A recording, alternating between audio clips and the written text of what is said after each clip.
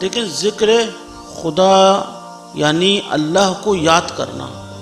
اب جس طرح خدا وحدہ لا شریک نے ہر چیز کے آداب بیان کیے ہیں، نماز پڑھنے کا حکم دیا، اس کا طور طریقہ بتایا، روزہ کس طرح رکھنا ہے، اسی طرح تمام چیزیں اور اس کے احکامات. اسی طرح خدا وحدہ لا شریک نے اپنے ذکر کرنے کی ماہیت اور اس کی روح کو بھی بیان کیا ہے.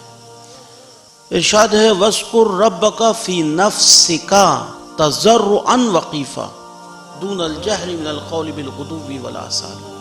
اللہ کو اپنے دل سے یاد کرو، تضرع اور خیفہ کی حالت میں.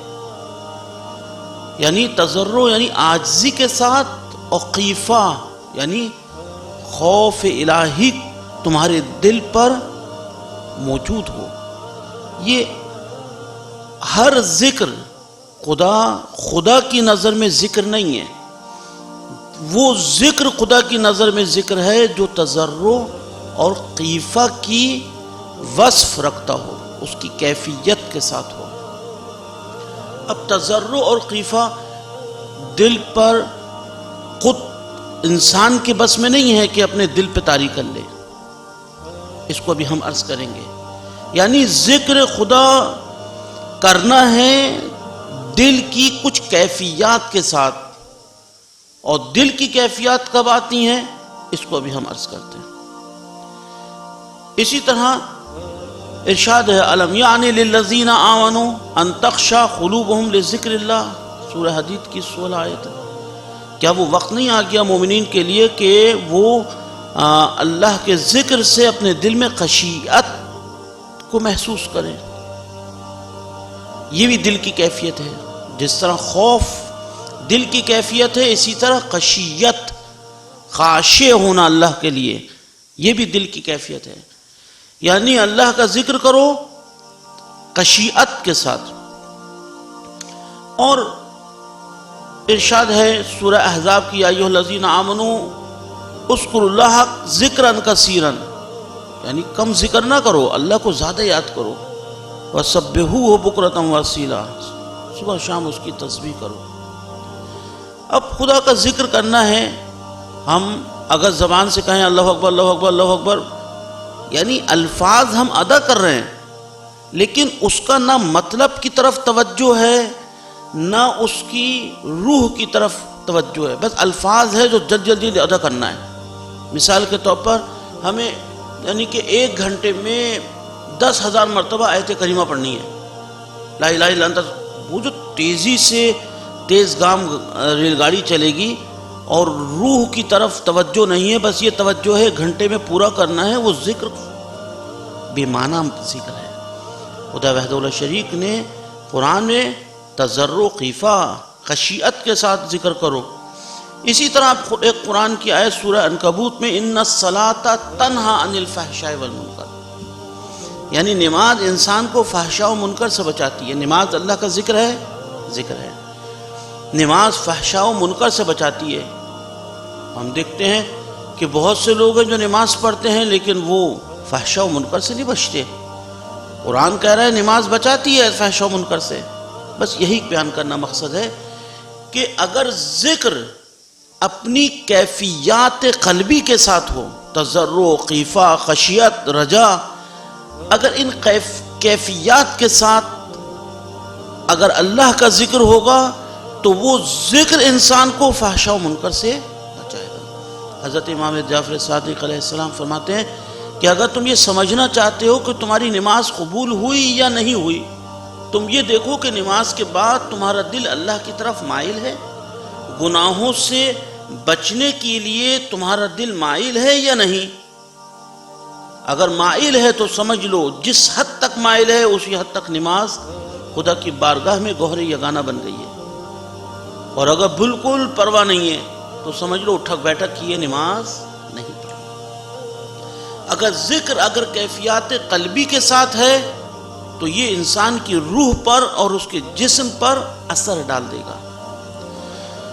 انما المؤمنون، سورہ انفال کی، انما المؤمنون الذین اذا ذکر اللہ وجلت قلوبہم، مومنین جب ان کے سامنے اللہ کا ذکر کیا جاتا ہے تو ان کا دل دھڑکنے لگتے ہیں۔ وَإِذَا تُلِيَتْ عَلَيْهِمْ آيَاتُ زَادَتْهُمْ ایمانا، آیات الہی کی تلاوت کی جاتی ہے، ان کا ایمان اور زیادہ ہو جاتا ہے۔ یہ کیا وجہ ہے کہ ذکر خدا سن رہے ہیں تو دل دھڑک رہے ہیں، یعنی کچھ ہے۔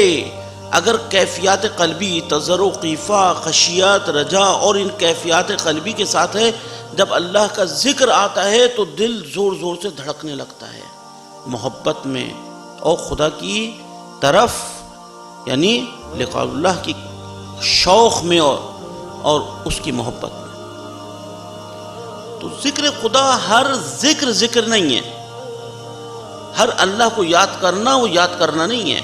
جو قرآن سے ہمیں پوچھنا ہے، جو قرآن ہمیں بتاتا ہے، انما یؤمن بآیاتنا الذین اذا ذکروا بہا خروا سجدا، اذا ذکر، جب بھی ذکروا، ان کے سامنے اللہ کا ذکر کیے جاتے ہیں سجدے میں چلے جاتے ہیں، یعنی سبحان ربی الاعلی و بحمدہ، اے معبود تو بزرگ و برتر ہے، تو کمال بلندی، میں کمال پستی۔ اللہ کی جبروت اور اس کی کبریائی کا جب خیال آتا ہے تو انسان سجدہ ریز ہو جاتا ہے۔ یہ ذکر ہمارے دل میں اللہ کا ذکر کرنے کا اور سننے کا شوق ہے، اور وہ شوق اور وہ ذکر کیفیات کے ساتھ ہے، وہ پھل آور ہے، وہ ہماری روح میں پھل دے گا۔ لیکن قرآن کی ایک آیت ہے جو بہت توجہ طلب ہے، وَإِذَا ذُكِرَ اللَّهُ وَحْدَهُ اشْمَأَزَّتْ قُلُوبُ الَّذِينَ لَا يُؤْمِنُونَ بِالْآخِرَةِ، جب اللہ کا ذکر کیا جاتا ہے تو اشمأزت قلوب الذین، ان کا دل ناپسند ہو جاتا ہے، ان کا دل کو جن کو آخرت پہ ایمان نہیں ہے ان کو ناگوار گزرتا ہے۔ وَإِذَا ذُكِرَ الَّذِينَ مِن دُونِهِ، اور جب اللہ کے غیر کا ذکر کیا جاتا ہے اِذَا هُمْ يَسْتَبْشِرُونَ، خوش ہو جاتے ہیں۔ اب اس آیت کا دائرہ وسیع ہے، یہاں پہ ایک بات سے ہم کہتے چلیں، اگر فرض کریں کوئی آدمی دنیا دار ہے، اس کے سامنے قرآن کی آیت کی تلاوت لگا دی جائے، اس کو اچھا نہیں لگے گا، دنیا کی مال و دولت کہاں سے حاصل کرنا ہے، کیا کرنا ہے، خوش ہو جائے گا اور آگے بڑھیں۔ اللہ قرآن کی تلاوت اگر اس کے سامنے لگائی جا رہی ہے تو اس کو خوشی نہیں مل رہی، لیکن اگر فرض کریں ان کی اہل و عیال اور اس کے جو محبوب افراد ہیں ان کو دیکھنے میں اس کو خوشی ہو رہی ہے اور آگے بڑھیں۔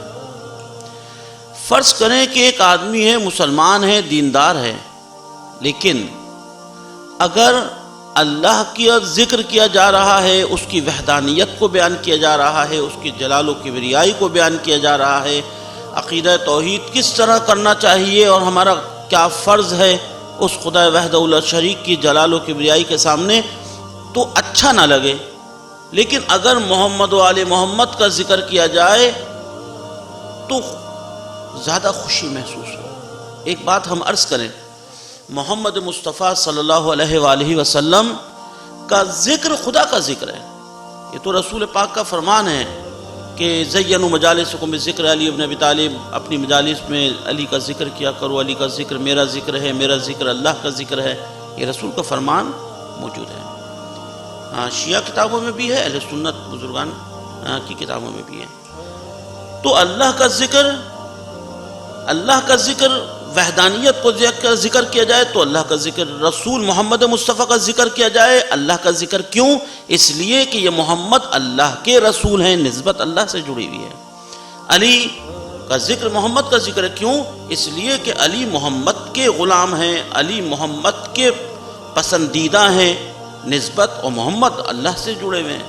اسی طرح قرآن، اسی طرح شعائر اسلامی، اسی طرح اصحاب رسول، یہ تمام ذکر اگر اللہ کی نسبت کو مد نظر رکھ کر کیا جائے گا کہ میں محمد مصطفیٰ سے پیار کرتا ہوں کیونکہ میرے معبود کا بھیجا ہوا رسول ہے، میں علی مرتضیٰ سے پیار کرتا ہوں چونکہ وہ محمد مصطفیٰ کے غلام اور ان کے پسندیدہ اور چہیتے، اور محمد مصطفیٰ کی نسبت اللہ سے ہے، یہ نسبت کو مد نظر رکھ کر کیا جائے گا تو ان کا ذکر اللہ کا ذکر ہے۔ لیکن اگر ہم ان کے ذکر میں اس طرح کھو جائیں کہ ہمیں ان کے ذکر میں لذت بہت زیادہ محسوس ہو، خوشی محسوس ہو، اور اللہ کے ذکر سے ناگواری آئے، تو یہ توجہ طلب بات ہے، ہمیں اس پر غور کرنا پڑے گا۔ اشمئزت قلوب الذین لا یؤمنون بالآخرہ واذا ذکر الذین من دونہ، اللہ کے علاوہ کسی اور چیز کا ذکر کیا جاتا ہے، اذا ہم یستبشرون، خوش ہو جاتے ہیں۔ تو ذکر خدا ہمیں کرنا ہے، ہمارے اوپر لازم ہے۔ اہل و عیال کی محبت اور کوئی بھی محبت ہمیں اللہ کے ذکر سے غافل نہیں کرنا چاہیے۔ سورہ زخرف کی ایک آیت عرض کرے، من یعش عن ذکر الرحمن نقیض لہ شیطانا فہو لہ قرین۔ ٹھیک ہے، ایک آدمی اللہ کا ذکر، وہ اللہ کے ذکر سے روگردانی کر رہا ہے، پیچھے ہٹ رہا ہے، اچھا نہیں لگ رہا، ناگواری آ رہی ہے۔ نقیض لہ شیطانا، سورہ زخرف کی آیت ہے 36۔ خدا وحدہ لا شریک سلب توفیق کر دیتا ہے، کیا نتیجہ نکلتا ہے؟ فَهُوَ لَهُ قَرِينٌ، اللہ جس کی سلب توفیق کرتا ہے تو پھر وہ شیطان کا ہم پلہ، شیطان کے قریب ہو جاتا ہے۔ تو اس کا مطلب یہ ہوا خدا وحدہ لا شریک ہمارے محتاج نہیں ہے کہ ہم ذکر کریں تو اس کی جلال و کبریائی میں اضافہ ہو جائے، لیکن اللہ کا ذکر کرنا خود ہمارے فائدے میں ہے، ہماری دنیا کے فائدے، ہمارے آخرت کے فائدے میں۔ اور اگر ہم نے اس سے اعراض کیا، خدا سلب توفیق کر لے گا، اور سلب توفیق کا نتیجہ کیا نکلے گا؟ کہ ہم شیطان کے قریب ہو جائیں گے۔ فویل للقاسیۃ قلوبہم من ذکر اللہ، اگر سلب توفیق ہو جائے گا تو کیا ہو جائے گا؟ دل سخت ہو جائے گا، اور وہ کیا ہوگا؟ یہ دل کی سختگی اللہ کے ذکر سے ہمیں دور کر دے گی۔ اللہ کے ذکر سے دوری یعنی ہمارے دل میں اللہ کی ذکر کرنا، اس کے جلال و کبریائی کو ذکر محسوس کرنا، سننا، اچھا لگنا، یہ ہماری روح کی بالدگی کے لیے ضروری ہے اور روح کے زندہ ہونے کی دلیل ہے۔ وَمَنْ أَظْلَمُ مِمَّنْ ذُكِّرَ بِآيَاتِ رَبِّهِ ثُمَّ أَعْرَضَ عَنْهَا، جو اللہ کے ذکر سے روگردانی کرے، پیچھے ہٹے، تو اس سے بڑھ کر ظالم کون ہوگا؟ سورہ طٰہٰ میں ہے، وَمَنْ أَعْرَضَ عَنْ ذِكْرِي فَإِنَّ لَهُ مَعِيشَةً ضَنْكًا، اگر کوئی میرے ذکر سے پیچھے ہٹے گا روزی تنگ ہو جائے گی۔ سورہ جن میں ہے، وَمَنْ يُعْرِضْ عَنْ ذِكْرِ رَبِّهِ يَسْلُكْهُ عَذَابًا صَعَدًا، ہمیشہ کا عذاب ہے۔ بس ہمیں اللہ کا ذکر کرنا ہے اور دھوکے میں نہیں آنا کہ صرف زبان سے الفاظ کی ادائیگی کا نام ذکر خدا نہیں ہے، اور اگر ہم ایسا سمجھ رہے ہیں تو دھوکہ کھا رہے ہیں۔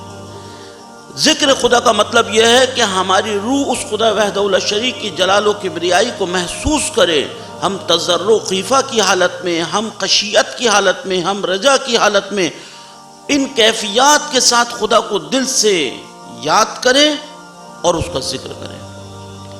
تو یہ ذکر ہے جو ہماری روح میں ایسی بالدگی پیدا کر دے گی کہ جس طرح نماز انسان پڑھ کر آتا ہے، اور وہ نماز حضرت امام معصوم کا فرمان ہے کہ 5 وقت نماز جو تم پڑھ رہے ہو گویا گرم چشمہ ہے، گرم چشمے سے کوئی نہا کر نکلے بدن میں میل رہنا باقی نہیں، ممکن نہیں ہے۔